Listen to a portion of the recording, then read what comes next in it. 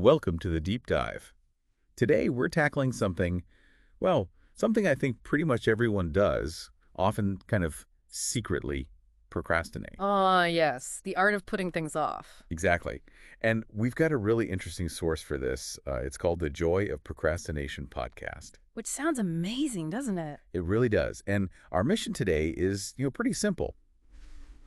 Cut through the usual guilt around it. Yeah, get past just labeling it bad. Right. And try to get to the core insights, like why do we put things off? Are there different ways we do it? And maybe, just maybe, can we do it less badly? Or perhaps even better in some ways. We want to give you those light bulb moments, hopefully, without getting bogged down in jargon. Perfect. So forgetting the dictionary definition, we're going deep into the psychology. Why does it have such a grip on us? And the different forms it takes, because it's not all the same. Definitely not. And yeah, the real downsides, we have to talk about those too. But also, intriguingly, this idea of, well, can you actually get more skillful at delaying? Okay, I'm hooked already. It's about understanding your own patterns, maybe changing how you see them. Precisely. Right, let's unpack this. That feeling, you should be working on that big, important thing, but your brain is just screaming for a distraction.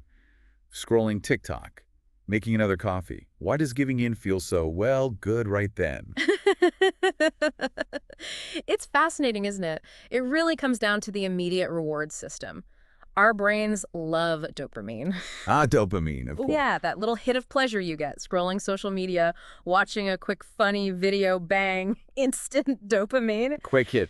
Much more appealing, neurologically speaking, than the delayed satisfaction of finishing, say, a long report. Right, which might take hours or days to feel good about. Exactly. So a key insight here is our brains are sort of wired for quick wins. That makes sticking with long-term stuff inherently difficult. Yeah, it's that constant battle, isn't it? The report versus, oh, look, a notification. And the notification often wins. The source also mentions something else interesting, this idea of rebellion. Ooh, like sticking it to the man. Or the task list. Sort of. That feeling of agency, like, nope, I choose not to do this right now, even if you know you should. It can feel like taking back a little bit of control. Like a small act of defiance against all the demands. You can see that. And it raises a question, is that feeling always bad? Or is there something else going on? Which leads perfectly into this other idea, creative incubation. This one really caught my eye. Ah, yes. The notion that stepping away might actually help. That your subconscious keeps chewing on the problem even when you're consciously doing something else, like the classic shower idea. Exactly that. Think of it like background processes running on your computer. You switch tasks, maybe do something less demanding, but part of your brain is still tinkering. And that can lead to breakthroughs you wouldn't get just staring at the screen. Potentially, yes. Fresh perspectives can emerge. But, and this is a big but, it's crucial we don't just use this as an excuse for plain old avoidance. There's a difference. Right. It's not guaranteed genius time just because you walked away. Definitely not. And then there's the flip side. The guilt, that nagging feeling. Oh, yeah. Society drills it into us, doesn't it? Busy equals productive equals good. It's so ingrained. So when we procrastinate, even if it felt good for a second, that little voice starts whispering about how we're failing. Lazy, unproductive. All those labels. But the source makes a really critical point here. What if procrastination itself isn't the real enemy? What if it's how we do it that matters? Okay, that's a big shift in perspective, reframing it. Exactly. And that helps us understand the next part. The different types of procrastinators. It's not a one-size-fits-all thing. Right, it's not just one big messy pile of putting stuff off. There are flavors. There really are. Recognizing your style can be, well, quite illuminating. The source outlines 4 main ones. First up, the I work best under pressure procrastinator. The deadline warrior. We all know one, or maybe are one. They genuinely seem to thrive on that last-minute rush. They believe their focus sharpens, their best work emerges just before the deadline hits. Yeah, the adrenaline kicks in. And look, for some people, maybe there's a kernel of truth there. But relying on it constantly, that often means more stress, more potential for errors, maybe lower quality overall, even if they feel like it's their best. True. It's a high-wire act. Okay, who's next? Next is the avoidance procrastinator. Oof. I think this one might resonate with quite a few people. You put things off because the task itself feels stressful, or maybe makes you anxious. Or insecure, yeah. So instead of facing those tricky feelings, you find distractions. any distraction. Totally. I mean, I've suddenly decided my bookshelf desperately needed reorganizing by color when a tricky email needed writing. That is a perfect, classic example. Distraction becomes a coping mechanism for the discomfort. It's often not about laziness, it's about the underlying emotion. Fear, maybe. Discomfort. Often, yes. Yeah. Then we have the productive procrastinator. Oh, this one's sneaky. Because you feel like you're still achieving things. Absolutely. You avoid the main task, the big scary one, by doing lots of other smaller, often useful tasks. Like, okay, I didn't write the proposal, but Yeah. look, I answered 50 emails and organized my files. Exactly. It feels good, you're busy, you're ticking boxes, just not the most important box. It's a clever way to sidestep the priority. Very easy to fall into that one. And the last one. The last one sounds the toughest, I think.